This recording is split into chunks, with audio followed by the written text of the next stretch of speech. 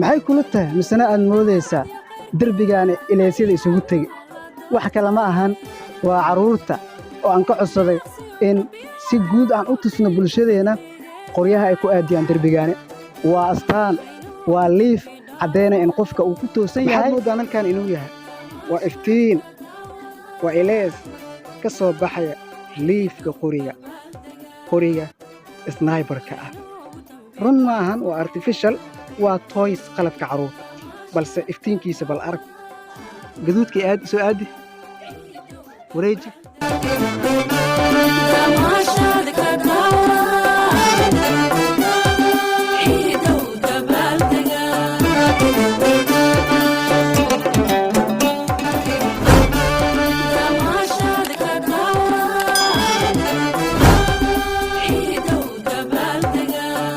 munaasabadda ciidda soonfur ciidulfidri ayaa si weyn looga ciiday guud ahaan caalamul islaam waxaad maqlaysaa meelo fara badan oo ay takbiirta ka yeerayso dad fara badani oo aad u qurux badan wata dharka noocyadiisa kala duwan shacaa'irta islaamka ayaa aad loo muujiyey carruurta ayaa loo libisay hadba waxay doonayaanna waa loo iibiyey ciiddaani waxay noqotay mid ay dadku ku wada ciidaan si wada jir oon khilaaf lahayn meelaan laga ciidanna ma jirto waxaa jiri jiray ciidihii hore in dad qaar ama degmooyin gobollo magaalooyin laga soomay magaalooyin qaarna laga ciido balse ciidani ayaa noqotay mid si wada jir ah loogu ciido caalamul islaam oo dhan haddaba sidaa u jeedaan waddooyinka degmada Afgooya ayaan soo dhex qaaday meel walbana waxaan ku arkaya carruur wata noocyada kala duwan ee qoriga waan weydiiyey waxayna ii sheegeen in ay tahay mid ka mid ah farxadahooda ay ay maanta ugu damaashaadeen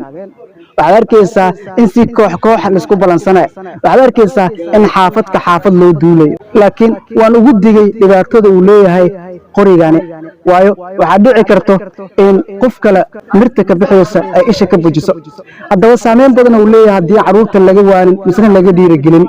waa tahay ciidda soonfur ayaa guud ahaan geega dalka Soomaaliya si weyn loogu muujiyay shaacirteeda degmada Afgooy inkastoo jiro roobab aad u saameeyay waddooyinka qaarna gooyay laakiin farxadda ayaa ka weyn oo ayadoo dhiiqa ay jirto ayaa dadka isku marxabeynayaan qalabka carruurta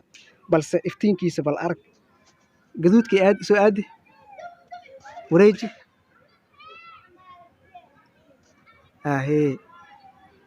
maxaad mooddaa halkan inuu yahay waa iftiin waa ilays ka soo baxaya liifka qoriga sniberka ah run maahan waa artificial waa toys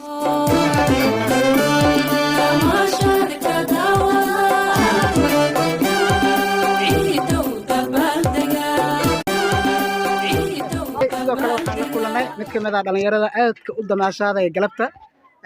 ugu horreyn soo dhawaad magaca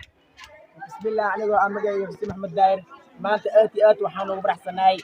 asxaabteydan aad u jeediin tiimkeyga meel walba joogta waan idin salaamiyey inta maqan inta joogta dhammaantiina waad iga salaamantihiin anigoo ah magacayga xuseen maxamed daayir waxaan idin leeyahay jir ama joogo tiimkeyga waan idin salaamiyey asxaabay baalka waad u jeedaan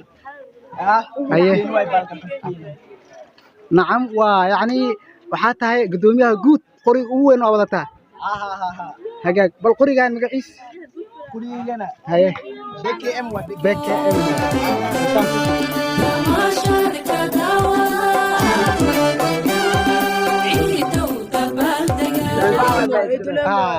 okay bal